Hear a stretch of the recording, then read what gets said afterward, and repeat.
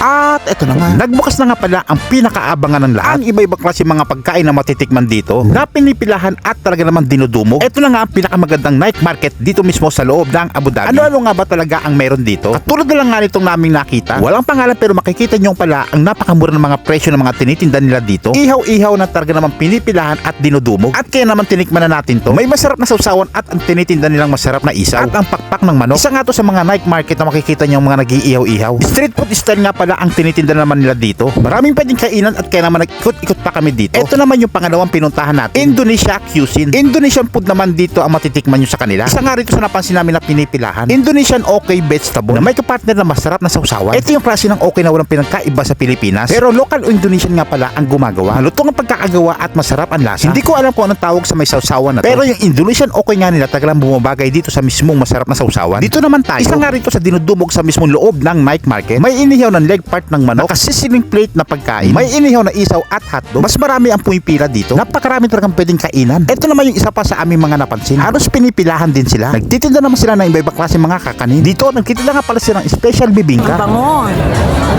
Ito naman yung puto bongbong nila. Nakahugis bilog nga pala ang kanilang puto bongbong. Masarap ang lasa dahil pinunuto ng cheese at gatas. Isa nga to sa magugustuhan nyo dito. Tikman nyo na rin pala ang masarap nilang maha blanca. Ang itsura nakakatakam namang talaga. Malinam naman ang lasa, hindi nakakaumay dahil sa masarap ng cheese on top. Hanapin nyo lang pala sila sa night market. Queen Followers nga pala ang pangalan ng stall nila. Ang sarap magdakad-dakad dito dahil mong pwedeng makita. Ito naman yung isa sa pinipilahan din dito. Ito naman yung simpleng menu lang na pwede nyo ma-order kahit ano. Masarap kaya naman pinipilahan din sila. Ito naman yung Ethan's Lomi Restaurant. Sila lang ang meron nito. Style buffet na meron na rin sa night market. At kaya naman dinudumog din sila dito. Grabe talaga, napakasolid at napakadami ng tao dito sa mismong loob ng night market. Halos lahat ng tindahan na pwede nyo puntahan dito, halos lahat dito ay pinipilahan namang talaga. Ito naman yung napansin namin dito. Ay grabe, sa haba ng pila talagang pang-blockbuster. Ito yung pinipila ng Mabsi, Kabasa, Kapampangan, Manyaman. Nagtitinda sila dito ng scramble na may ibang klase ng flavor. Ito yung sikat na pasta nila. Pasta na niluluto sa malaking cheese. Isa nga to sa night market na talaga naman pinipilahan at dinudumog talaga sila dito. Ay dahil sa masarap na tinitinda nila. Sa aming pag-iikot nga pala dito, may nagtitinda rin pala ng authentic Chinese food. Ay dahil nga sa steam siopaw nila. Chinese food pero ang price talaga naman napakamura. May pila pero hindi ganun karami. Ito naman yung nagtitinda ng donut. Ito yung donut na laging talaga mang sold out. At kaya naman umorder kami dito ng special coffee nila. Isa nga to makikita nyo sa mismong loob ng night market. Ay dito first time nga namin nakakita na kung paano ginagawa ang special coffee nila. Isa nga to sa mga bestsellers sa mga tinitinda nila. Bukod sa donut ay meron silang masarap na kape.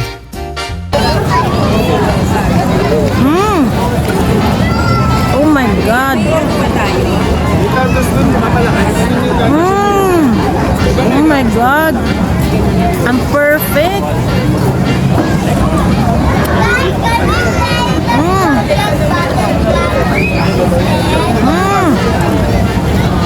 Hilig mo rin ba yung ganito? Ito naman yung lugay matatinitinda ng ibang lahi. Kakaiba dahil may iba-ibang klase mga sauce na pwedeng pagpilian. Malinis at pwede nyo makita kung paano pala ginagawa. Kung hindi ka pa nakaka-experience na kumain ng ganito, ay sigurado ko magugustuhan mo rin. Masarap nga ito kasi laging bagong luto. At bukod pa nga dyan, dami yung pwedeng pagpilian ng iba-ibang klase mga sauce. At kaya naman hindi namin pinalagpas to para tikman. Dahil isa to sa mga hilig naming kainin. At ito na nga, kung nagbabalak ka pala pumunta dito sa mismong loob ng night market, mas mainam na pumunta ka na mas maaga. At nang sa ganun matikman mo kagad yung mga pagkain dito. At hindi ka na rin pumila ng pagkahaba-haba. Ay dahil nga pagpunta mo nga palang dito talaga napakaraming mga tao. Ay dahil nga isa to sa masarap at tambayan. At kaya naman hanggang dito lang ang videos natin ngayong araw na to. Share mo na rin itong masarap nating putripan. Ay siya, tapos na.